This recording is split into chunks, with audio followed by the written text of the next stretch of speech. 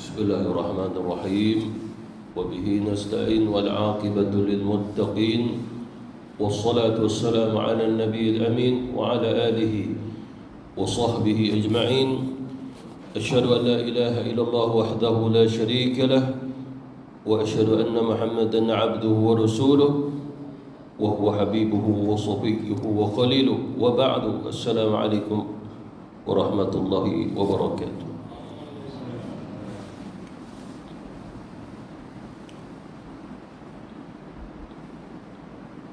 Suatu di Madinah Al-Munawwarah, baginda Rasulullah sallallahu alaihi wasallam berhadapan dengan satu kehidupan dengan kehidupannya orang Yahudi, ahli kitab, termasuk juga orang-orang Nasrani. Ada di antara mereka Nasraninya itu unsur Kristian telah masuk disebabkan adanya salib buat mereka yang digantung di leher mereka. Seperti mana datang seorang yang Nasrani pada baginda Rasulullah, "Ya Rasulullah, aku beriman bahawasanya engkau seorang Nabi utusan." Lalu Rasulullah SAW bertanya kepada dia, "Kalau begitu mengapa kamu enggan untuk mengucap dua kalimah syahadah?" Mengapa agaknya? Sebab keimanan bukan apabila seseorang mengakui Nabi Muhammad itu seorang Nabi, seorang Rasul, diturunkan Quran, maka dia seorang Islam yang beriman. Tidak. Seorang Islam yang beriman perlu dengan dua kalimah syahadah terlebih dahulu. Itu mu'tamad. Bahkan kalau sekiranya seseorang itu ditanya di mana Allah, lalu dia jawab Allah Subhanahu wa taala di langit, oh dia orang Islam. Tidak juga. Mana ditanya ni itu orang yang bukan Islam. Seperti mana adanya hadisnya jariyah. Hadis jariyah, hadis sahih Bukhari, sahih Muslim. "Ya Rasul, ini hambaku kadang-kadang buat masalah, sehingga ada kalanya aku pukul dia. Dia hamba perempuan." Lalu Rasulullah SAW bertanya, "Aina Allah?" Di mana Allah? Ulama akidah Ahlussunnah wal Jamaah menyatakan pertanyaan Nabi bukan menunjukkan pertempatnya Allah, tapi tentang kekuasaan Allah. Lalu dia menjawab fis sama'i.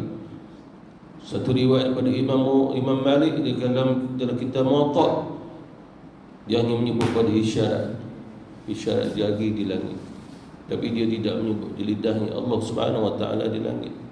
Lalu ulama menyatakan di sini adanya kemuskilan.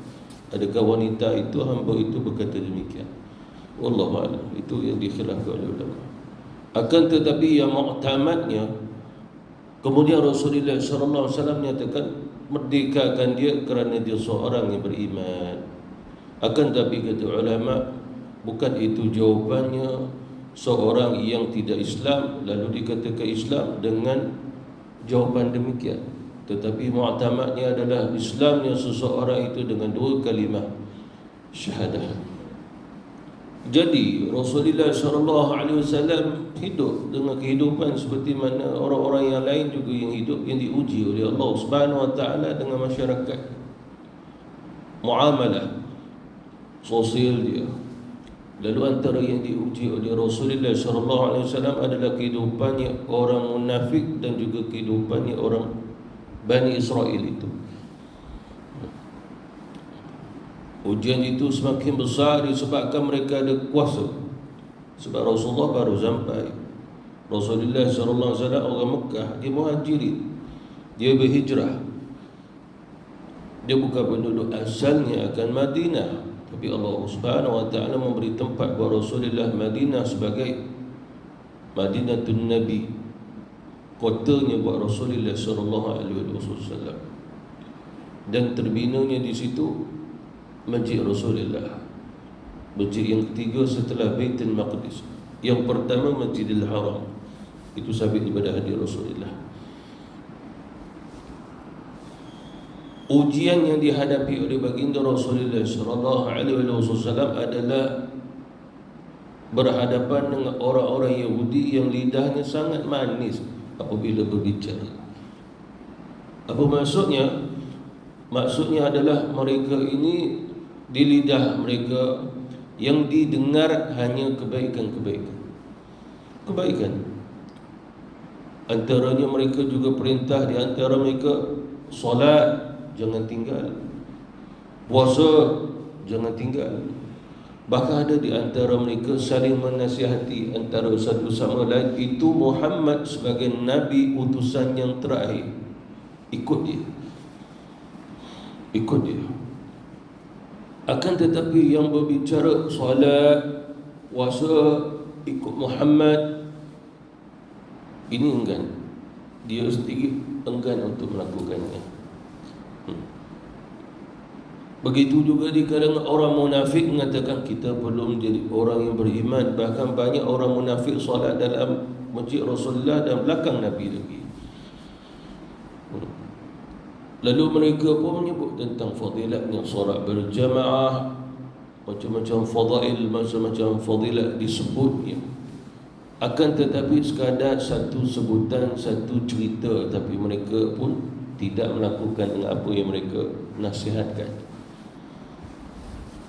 Lalu Rasulullah SAW diuji disebabkan ada di antara mereka yang baru masuk Islam, baru beriman. Lalu hati mereka ini nak tahu siapakah orang yang sebenarnya beriman. Bagi mereka orang yang saling menasihati kebaikan tu orang beriman lah tu. Jumpa orang Yahudi pun menasihati tentang keimanan pada Nabi SAW. Akan tetapi rupa-rupanya Allah Subhanahu Wa Taala turunkan ayat Quran bahawasanya berhati-hati, kerana itu sekadar di lidah mereka, bukannya pada jiwa mereka yang sebenarnya, baik Yahudi maupun Nasrani. Maksudnya di sini adalah Allah Subhanahu Wa Taala bagi tahu kepada kita, hati-hatilah kamu terhadap ahli kitab. Kamu berbicara dengan mereka, mereka berbicara dengan kamu, sehingga kamu bertetangga dengan mereka. Dan lidah mereka sangat manis apabila berbicara. Akan tetapi berhati-hati, itu hanya sekadar zahir dalam perbicaraan. Praktikal itu yang perlu dilakukan, diamalkan dalam Islam, bukan sekadar satu ucapan. Di sudut aqaid, di sudut akidah Islam, satu bahagian disebut Islam, satu lagi bahagian adalah orang-orang Islam. Satu bahagian disebut sebagai agama, satu bahagian lagi disebut beragama. Keduanya berbeza kata ulama. Agama itu agama panutan, ikutan pada aqaid, pada akidah, ikatan Allah Subhanahu Wa Taala saja Tuhan, dan dia hanya menyembah Allah dan tidak mensyirikkannya.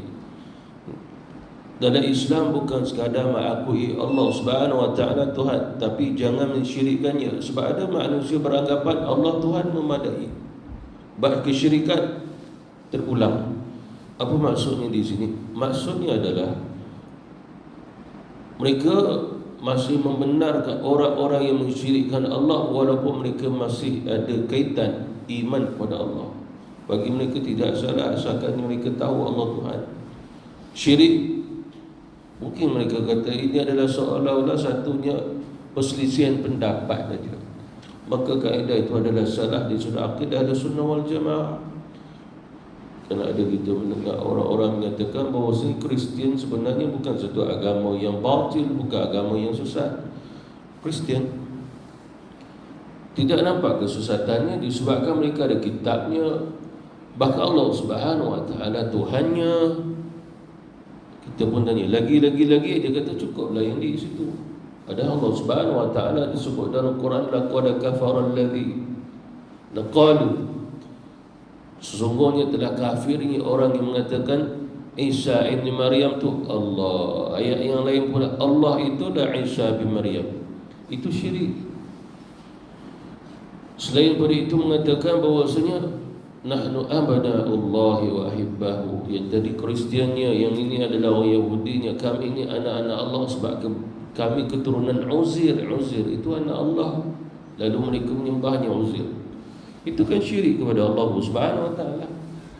Baik Yahudi baik Nasrani telah mensyirikkan Allah Subhanahu wa taala, maka oleh kerana itu dalam Islam berpegang yaknilah hanya menyembah Allah dan tidak mensyirikkannya. Kalau sekiranya seseorang itu beriktikad Allah Tuhan, tetapi dia masih juga beriktikad tidak mustahil selain pada Allah sebagai Tuhan, ada Tuhan yang lain, cuma saya tak sembah Tuhan tu, tapi saya mengakui ada Tuhan lagi, dia syirik kepada Allah Subhanahu wa taala. Maka benarlah pegangan di sudah akidah kita, tidak ada Tuhan melainkan Allah, dan juga tidak boleh mensyirikkan Allah Subhanahu wa taala. Wa'budullaha wa la tusyriku bihi syai'a. Kamu hanya diperintah untuk menyembah Allah Subhanahu wa taala dan jangan mensyirikkan Allah Subhanahu wa taala. Lalu Rasulullah diuji dengan kehidupan di Madinah bersama para sahabat dan keadaan demikian. Maksudnya apa? Rasulullah orang yang beriman di antara umat Islam yang kuat, yang mantap iman, yang mungkin tidak ada masalah berhadapan dengan orang Yahudi yang mulut manis ni, cuma orang-orang yang lain. Oleh kerana itulah masyarakat Islam hari ini pun ada juga yang berfikrah bahawasanya orang Yahudi tidak ada masalah dengan kita, seperti mana kita tidak ada masalah dengan mereka. Lalu apa yang berlaku di Palestin itu masalah siapa? Itu siapa yang bagi bantuan itu masalah siapa? Siapa yang dah bagi lepas tu halang pula bantuan siapa? Masalah siapa? Jadi perkabaran itu, perkataan itu tidak betul. Lalu Allah Subhanahu wa taala pun turunkan ayat a'udzubillahi minasyaitonir rajim. Atamuruna an-nasa bil birri wa tansawna anfusakum wa antum tatluna al-kitaba afala ta'qilun. Suratallahul Azim. Atamuruna an-nasa bil birri, mengapakah kamu menyuruh orang lain mengerjakan kebajikan ataupun kebaikan, wa tansawna anfusakum, sedangkan kamu melupakan diri kamu sendiri, wa antum tatluna al-kitab, padahal kamu sendiri sering membaca al-kitab. Kamu tahu Allah turunkan kitab pada kamu. Afala ta'qilun, apakah kamu tidak berfikir? Kata ulama tafsir, ayat ini bukan untuk kita, ayat ini untuk orang Yahudi Nasrani itu. Itu cerita mukadimah saya tadi. Maknanya Allah Subhanahu wa taala turunkan ayat ini untuk kita. Rasulullah pun baca ayat ini kepada ahli kitab, agar ahli kitab pun sedar keadaan mereka. Mereka itu lidah mereka menasihati antara satu sama lain agar sampai peringkat ikutlah Muhammad, ikutlah dia. Tetapi yang suruh ini enggak, yang suruh itu enggak. Seperti mana juga kata ulama-ulama tafsir bahawasanya perkara ini bukan saja berlaku pada zaman Rasulullah, bahkan berlaku pada zaman Bani Israel yang terdahulu, yang dulu-dulu. Maknanya benih-benih ini apa, yang berwarisan ke zaman Rasulullah daripada nenek moyang mereka punya perangai itu. Dibawa. Oleh kerana itu, seperti mana ayat yang telah kita pelajari ayat sebelum ini, ya Bani Israel ladhkuru ni'mati allati an'amtu alaikum. Wahai Bani Israel sekalian, hendaklah kamu kembali ingat terhadap nikmat-nikmat yang telah aku berikan kepada kamu. Di situ kalimah past tense, yang telah Allah beri, yang telah aku berikan. Kata ulama, yang telah aku berikan ini pada nenek moyang kamu dulu. Nenek moyang kamu dulu telah diberinya satu anugerah nikmat yang besar. Lalu kamu ingat ya nikmat yang apa yang Allah telah beri pada mereka dulu-dulu tu. Nenek moyang kamu dapat apa dulu? Sebab apa? Nenek moyang kamu dulu dapat sesuatu yang orang lain, kaum lain tak dapat. Apa maksudnya di sini? Makna Allah Subhanahu wa taala telah mengutamakan kaum Bani Israel berbanding pada kaum-kaum yang lain. 70,000 nabi diutus untuk Bani Israel. Satu jumlah yang besar. Bila seramai itu menunjukkan bahawa kehidupan itu penuh dengan rahmat, berkat. Duduk bangun mereka dengan duduk bangunnya para Nabi Rasul sebab jumlah yang ramai. Kita hari ini Rasulullah seorang je, tapi dengan barakah dan rahmat daripada Allah Subhanahu wa taala, walaupun seorang Nabi, seorang Rasul, tapi Islam tersebar sehingga jumlah umat Islam jauh lebih ramai pada jumlah orang-orang Yahudi dan juga Nasrani yang terdahulu.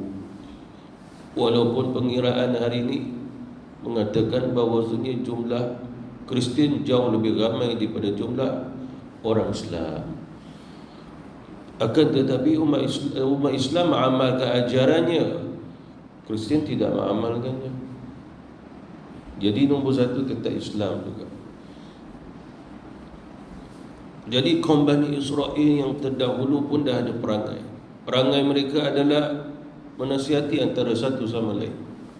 Antaranya adalah tentang taqwa.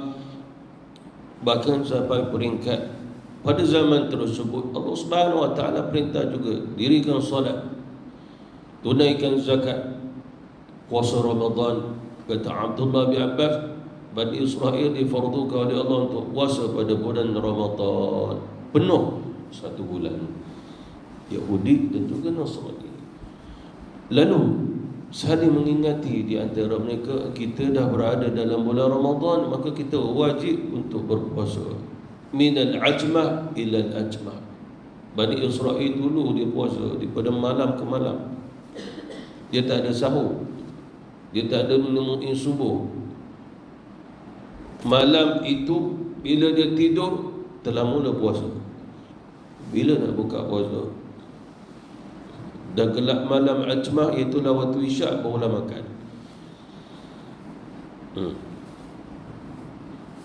Lalu ada di antara mereka itu terasa berat sebab malam ke malam puasanya. Lalu mereka pun meninggalkannya. Padahal mereka tidak diuji seperti mana ujian yang besar bagi orang-orang yang memang tak boleh puasa. Mereka adalah orang-orang yang kuat, betul. Datang orang yang lain nasihati mereka, "Hei, kita diperintah oleh Allah Subhanahu wa taala untuk puasa. Sekarang ni bulan Ramadan." Rupanya yang cakap tu pun tak puasa hari tu. Itu kaedah dia. Lepas tu pula melihat masyarakat dah mula mengabaikan solat, fa khalafa min ba'dihim khalfun adaa'u solat, dah mengabaikan solat. Maka datang di antara mereka, "Hei, kita tidak boleh meninggalkan solat. Ini yang telah diperintah oleh Allah kepada kita." Lalu yang berkata tu pun yang meninggalkan solat. Maknanya apa? Kehidupan mereka dah berjalan begitu. Yang berkata solatlah, dia sendiri pun tak solat. Yang berkata puasalah, dia sendiri pun tak puasa. Barulah Allah Subhanahu wa taala turunkan ayat ini disebabkan di Madinah perangai itu jalan balik. Quran itu dia mubayyin, dia adanya al-bayan, maksudnya dia jelas. Bila Allah Subhanahu wa taala turunkan ayat ini, maknanya jelas itulah keadaan kehidupan masyarakatnya ahli kitab Yahudi Nasrani, dan tidak ada kehidupan lain dah. Itulah kehidupan mereka. Bahkan sampai peringkat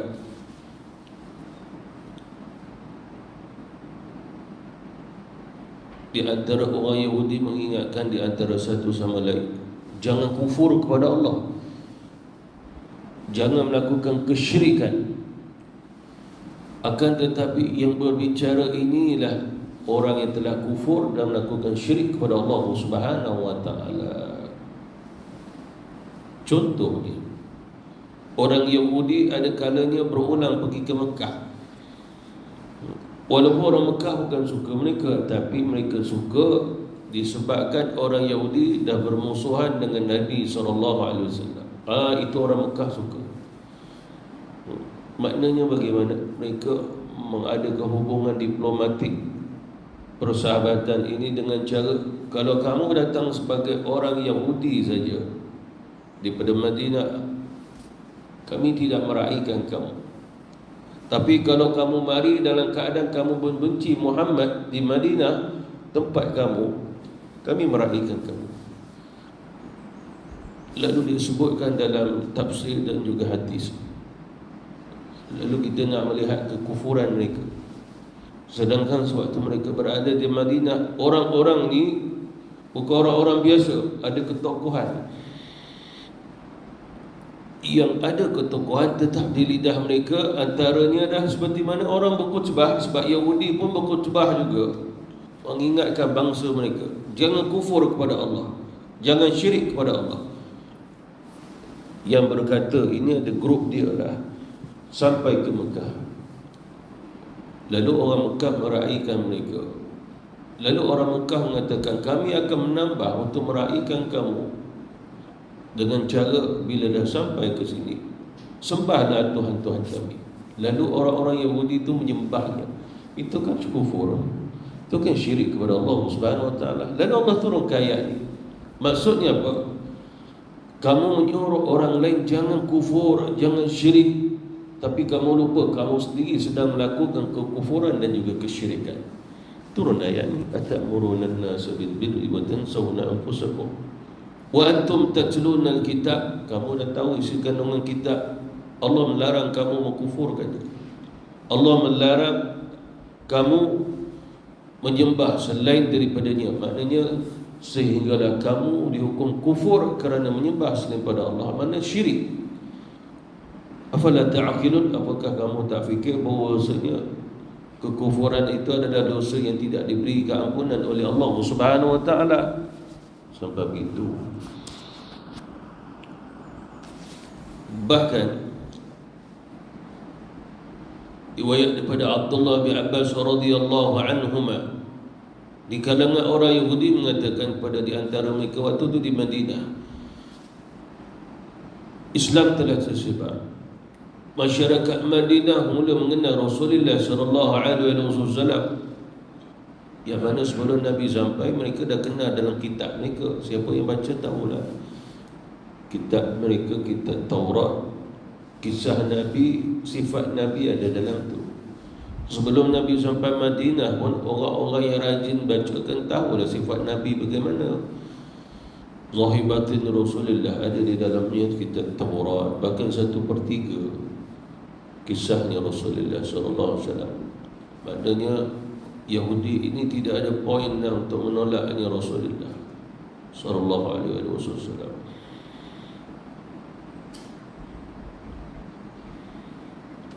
Kata Abdullah bin Abbas, turun ayat ini disebabkan orang Yahudi itu berkata di antara mereka, sesungguhnya dalam kitab kita berbicara tentang Muhammad. Dalam bahasa Yahudi ini disebut banyak nama Rasulullah, antaranya Ahyad dalam bahasa mereka. Bila mereka dah tahu Ahyad tu Muhammad, mereka bahasakan sebagai Muhammad. Kita dah baca dalam kitab kita, di dalamnya perintah daripada Allah untuk beriman pada Muhammad, dan kita mengetahui sifatnya di dalam kitab Allah Subhanahu Wa Taala, kitab Taurat. Dan kita sama-sama menyaksikan kebenaran Muhammad seperti mana kita melihat kebenaran itu dalam Taurat. Bahasanya sedap tu. Ini yang berkatanya seorang pemimpin besar di antara orang Yahudi tadi. Kita kena bina bahasa sedap. Memang macam itulah bahasa dia. Allah Subhanahu Wa Taala memerintahkan kepada kita beriman pada Nabi terakhir, Nabi Muhammad. Disebut juga sebagai Ahmad. Maka inilah waktunya untuk kita mengikutnya. Itulah bahasa dia. Kan sedap dengar tu. Dan tidak ada seorang pun protes, kritik. Tak ada. Sebab apa? Yang berbicara ada ketokohan, kerana mereka dia berdalil dengan kitab yang dibaca di antara mereka. Tak ada pembohongan dah dalam tu. Selesai majlis pun dibubarkan. Akhirnya apa yang berlaku, itu saja. Apa maksudnya? Itu Itu yang berlaku. Makna telah disampaikan, tapi orang mahu beriman pada Nabi Muhammad tidak ada. Hanya disampaikan je. Ayat-ayat manis begitu. Bahkan yang berbicara itu sendiri pun sangat-sangat enggan untuk beriman pada Nabi Muhammad SAW. Sangat-sangat enggan. Disebabkan ada di antara mereka pemuda dah. Oleh kerana itu umat yang terbaik di kalangan orang Yahudi adalah orang yang jahil dalam Yahudi itu. Disebabkan mereka tu lurus. Kalau pemimpin mereka kata ikut Muhammad, mereka pergi terus ikut Nabi Muhammad SAW. Yang ni bagus orang ni. Itu yang Allah kata afala ta'qilun. Ta'qilun tu orang yang berakal, orang pandai, bijak, dah tahu kebenaran tapi enggan beriman. Lalu sampai peringkat begitu, bahkan ada di antara anak-anak mereka dah beriman pada Nabi Muhammad, tapi jumlah tu tak ramai. Menasihati, menyampaikan kebenaran, ikut Muhammad itu biasa. Tetapi yang betul-betul ikut Nabi Muhammad jumlahnya boleh dikira dengan jari jemari dia. Lalu si anak pun balik, wahai ayah, aku telah masuk ke dalam agama Muhammad. Lalu ayahnya mengatakan, bagus, ikut dia wahai anakku, ikut. Tapi ayah yang mengatakan bagus, ikut ayah tu pun enggan. Wahai ayah, kalau begitu ayah pun kena beriman dan mengikut Muhammad. Oh, tidak, aku mau mengekalkan agama tradisi nenek moyang aku. Tapi kamu telah beriman pada Muhammad, ikut dia sungguh-sungguh. Lalu si ayah watansau anfusakum, mereka membiarkan diri mereka. Apa maksudnya di sini? Inilah bangsa yang Yahudi, bukan saja pada zaman dulu Bani Israel itu dahulu, pada zaman Nabi, bahkan hari ini sampai hari ini. Itu bahasa lidah Yahudi sangat manis, sangat manis di hadapan kita, kerana agar kita mengiktiraf, menerima mereka, mengikut mereka pada fikrah, bukan agama, pemikiran. Setuju. Seperti mana beberapa negara Arab kan setuju dengan kata-kata mereka itu. Mereka kata jangan, negara Arab pun jangan buat apa-apa. Jadi maksudnya apa? Kaedahnya sama pada zaman Rasulullah SAW. Kamu ikut, ya disebut, tapi ikut yang sebenarnya itu tidak ada. Dia sebagai satu tulisan, agar bila kita membacanya, oh gembira gitu. Hakikat yang berlaku tidak demikian. Seperti mana juga ayat itu. Telah sama-sama kita dengar ayat ini.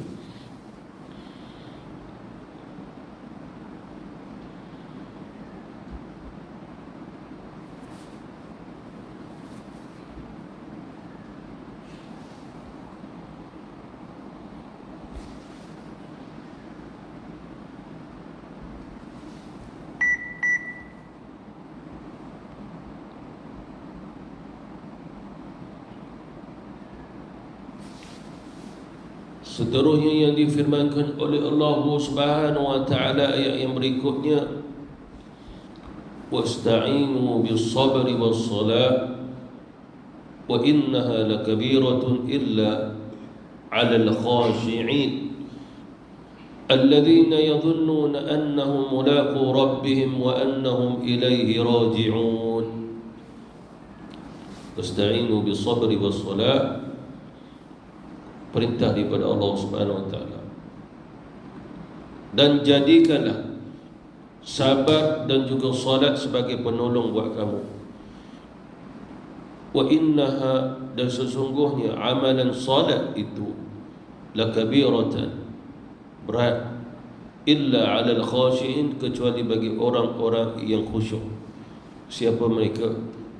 Sifat mereka itu alladzina yadhunnuna annahu mulaqu rabbihim, itulah orang yang meyakini bahawasanya mereka akan menemui Tuhan mereka, wa annahum ilaihi raji'un, dan bahawasanya mereka akan kembali kepada Allah Subhanahu wa ta'ala.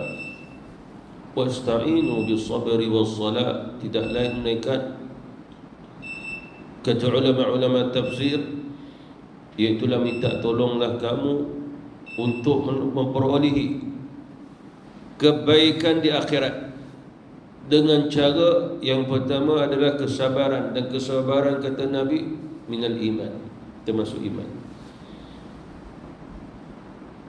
iaitulah dengan melaksanakan amalan yang difardukan oleh Allah Subhanahu wa taala, dan solat itulah jalannya agar kamu selamat di akhirat. Itu maksudnya. Apa maksudnya ni? Di akhirat kita ini disebut nafsi-nafsi, diri kita sendiri-sendiri. Adakah kita mempunyai penemannya? Ada. Penemannya amalan soleh. Mana tu yang Allah kata wasta'inu, kamu kena buat satu amal agar amal itu membantu kamu di akhirat. Soalan ditanya, adakah benar-benar amal dapat membantu kita di akhirat? Ya, Allah menyebutnya dalam kitab Allah seperti mana ayat ini, dan juga hadis Rasulullah. Adalah hadis sahih, banyak terdapat Nabi bercerita kepada kita amalan soleh menyelamatkan kita. Seperti mana hadis yang masyhur, Nabi mengatakan dalam Quran ada 30 ayat. Tidaklah seseorang yang membacanya pada setiap malam. Satu hadis. Hadis yang lain, tidaklah seseorang membacanya setiap hari. Maknanya siang pun boleh dibaca. Melainkan surah itu menjadi munjiah, penyelamat bagi dia, berhujah di hadapan Allah. Lalu kata Nabi, itulah surah Tabarakalladzi biyadihil mulk. Nabi tidak sebut surah Al-Mulk, Nabi sebut Tabarakalladzi biyadihil mulk. Itu lebih sempurna makna surah tersebut. Ini hadis sahih. Lalu Rasulullah bercerita 30 ayat tadi, surah Al-Mulk yang dibaca seseorang. Bila seseorang berada dalam kubur, datang malaikat. Apabila seseorang itu ada masalah di dalam kuburnya, melibatkan dengan dosa-dosa yang dilakukan, maka ada malaikat yang mahu memukulnya, kata Rasul. Lalu datanglah amalan salih yang pernah dilakukannya, Allah terima amalan itu. Antaranya adalah bacaan 30 ayat Tabarakalladzi biyadihil mulk. Ini menunjukkan bila Nabi menyebut ada dalam Quran 30 ayat, makna apabila kita membaca, jangan baca 2-3 ayat, 10 ayat, 20 ayat. Bagi sempurna 30 ayat baru dikatakan surah Tabarakalladzi biyadihil mulk. Itulah surah Al-Mulk. Mana fadilatnya tak kala mana kita baca seluruh ayat, baru dapatnya kebaikan munjiah tadi di akhirat. Kalau tak baca penuh 2-3 ayat, 5 ayat, 10 ayat, adakah kita mendapatnya? Tidak, tapi mendapat pahala membaca. Ini fadilat di akhirat. Lalu kata Rasulullah, maka surah ini datang berhujah dengan malaikat yang nak memukul orang tu. Wahai malaikat, ini aku datang. Sesungguhnya dia adalah seorang yang telah membacanya sewaktu di atas dunia, membaca aku.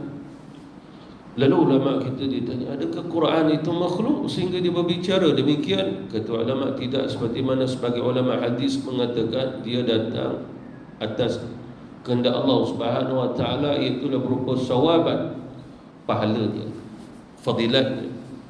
Sebab kalam Allah Subhanahu wa taala bukan makhluk. Al-Quran bukannya makhluk. Lalu kata ulama, benar-benar berbicara itu makhluk, maksudnya adalah pahalanya.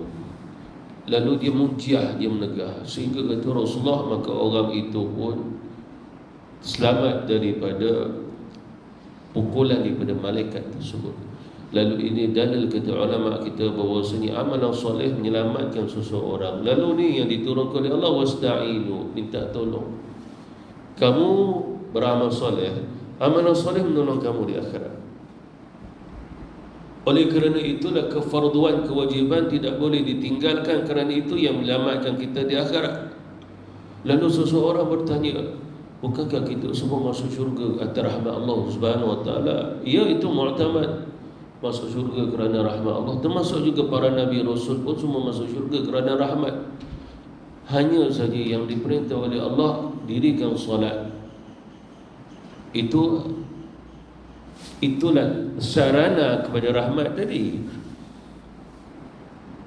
Sarana itu adalah jalan yang menyebabkan kamu mendapat rahmat dengan solat kamu. Mana solat kamu itu yang membawa kamu sehinggalah kamu sampai kepada rahmat Allah. Itu sarananya. Oleh kerana itu, apabila kamu tidak mendirikan solat secara baik, maka menyebabkan sarana itu yang nak menghantar kamu tidak wujud di sana. Oleh kerana itu diperintah untuk mendirikan solat. Dan mendirikan solat di sini masih ada dengan iman, seperti mana Allah Subhanahu Wa Taala menyebut bisabri.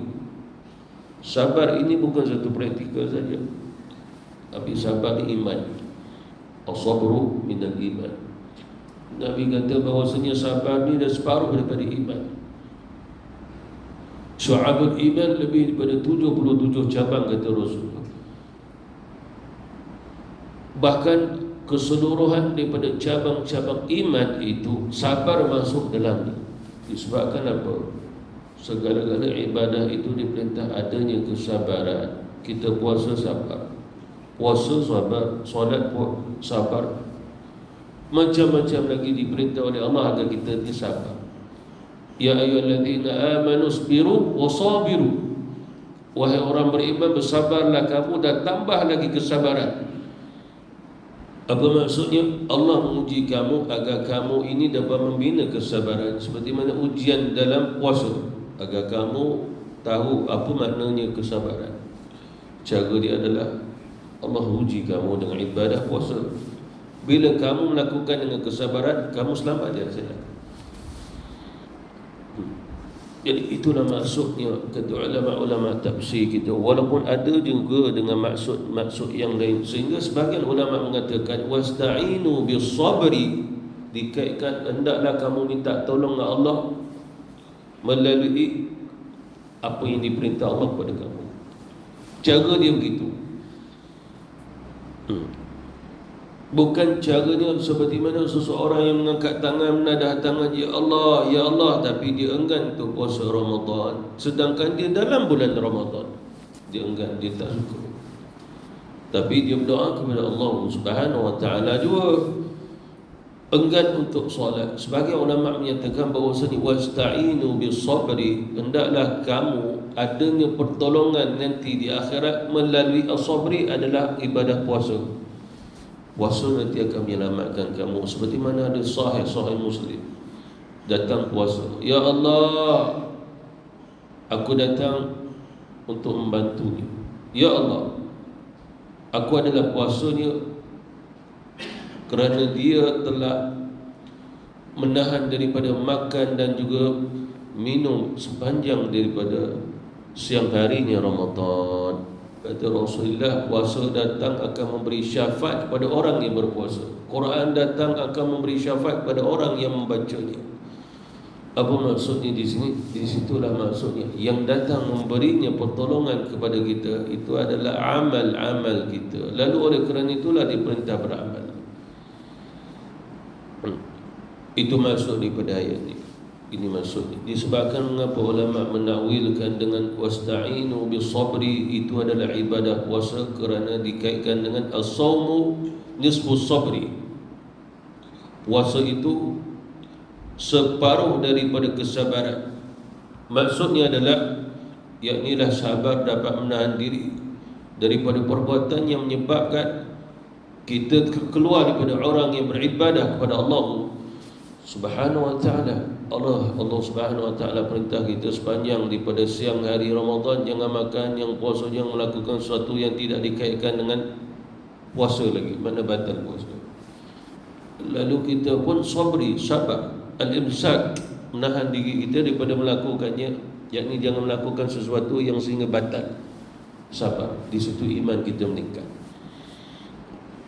Di akhirat maka puasa pun datang. Bahkan dengan amalan sabar tadi pun datang untuk apa? Bantu itu. Seperti mana juga Rasulullah bercerita apabila seseorang dalam kubur, amalan dia pun datang menemani dia. Antaranya kata Rasulullah adalah solat. Nabi kata solat akan datang dalam keadaan seseorang yang sangat tampan wajahnya, sehinggalah ahli kubur bertanya, siapa kamu? sangat indahnya wajah kamu, sangat bercahaya. Aku adalah solat kamu yang akan menemani kamu. Itu hadis Rasulullah SAW. Lalu apa maksud di sini? Di sinilah satu isyaratnya memberi pertolongan pada ahli kubur. Dalam hadis Rasulullah SAW, barang siapa dalam barzahnya mudah, maka di akhirat jalannya jauh lebih mudah. Barang siapa di dalam alam kuburnya susah, sengsara, maka di akhirat jauh lebih susah dan lebih sengsara. Itu seperti mana yang dikatakan oleh baginda Rasulullah sallallahu alaihi wasallam. Wa innaha lakabiratun illa ala khashin. Dan Allah Subhanahu wa taala menyatakan ibadahnya, puasa, solat, keduanya berat. Tapi Allah Subhanahu wa taala tidak menyatakan wa innahuma, dan keduanya, tapi Allah menyebut hak untuk satu. Lalu apa yang dikatakan sahabat tadi, puasa, solat itu adalah solat. Puasa dengan solat kan berbeza, tapi keduanya perintah yang diwajibkan oleh Allah Subhanahu wa taala. Solat 5 kali sehari semalam. Tapi Allah menyebut dengan dhamir untuk satu. Wa innaha lakabiratun, dia berat. Satu. Lalu ulama menyatakan bahawasanya sabri wassalah jadi satu. Kalau tidak dikaitkan dengan takwilan, tafsiran, sabru adalah ibadah puasa. Apa maksudnya? Maksudnya sabar pintu kepada keimanan. Lalu kita solat atas dasar iman dan Islam. Hakikatnya keduanya berat untuk kita lakukan, tetapi oleh kerana kita meyakini kita akan bertemu Allah Subhanahu wa taala, kerana hakikat yang dapat memberi pertolongan di akhirat tetap Allah, bukan selain daripada Allah. Bukan amal-amal kita, kerana kita tidak tahu, bahkan kita mengetahui lemahnya amal kita. Harapan dosa kita adalah Allah Subhanahu wa taala. Oleh kerana itu kita melakukannya sehingga tidak terasa beratnya lagi. Seperti mana yang disebut oleh Allah, alladzina yadhunnuna annahum mulaqu rabbihim, sebab mereka itu adalah orang-orang yang telah meyakini akan bertemu Allah Tuhan mereka di akhirat. Wa annahum, bahawasanya mereka juga meyakini ilaihi raji'un, akan kembali kepada Allah. Ini kembali balik as-sabru. Apa maksudnya? Itulah berkaitan al-iman. Maknanya hanya orang Islam yang beriman kepada Allah Subhanahu wa taala yang sentiasa ingat kita semua akan kembali kepada Allah. Kembali kepada Allah Subhanahu wa taala jangan dilihat di akhirat, kembali ni di atas dunia lagi. Sekarang ini pun kita diperintah kembali kepada Allah. Masuk kembali pada syariat, kembali atas perintah, kembali mengakui Allah Subhanahu wa taala yang maha hebat, maha berkuasa, kembali merasai keagungannya. Itu maksud. Dan bukannya dimasukkan di sini di akhirat setelah kita mati barulah bertemu Allah, dan bukan dikatakan Allah itu berduduk di sananya di akhirat. Tidak, Allah Subhanahu wa taala tidak ada kaitan di situ di dunia maupun di akhirat, tapi Dia menciptakan untuk kita dan Dia mengetahui keadaan kita di dunia maupun di akhirat. Lalu maksud pertemuan di sini adalah akan dihisab. Sekiranya amal kita baik meliputi lebih banyak pada amalan-amalan buruk, kata Rasul, maka dia akan dimasukkan ke dalam syurga Allah Subhanahu wa taala. Lalu itulah masuk wa ilai wa annahum ilaihi raji'un. Maka kembali kepada Allah Subhanahu wa taala adalah darul akhirah, di akhirat, dan tidak ada kembali ke tempat yang lain. Sebab di akhirat hanya syurga dan juga neraka saja. Wallahu taala a'lam. Wabillahi taufiq wal hidayah. Wassalamualaikum warahmatullahi wabarakatuh.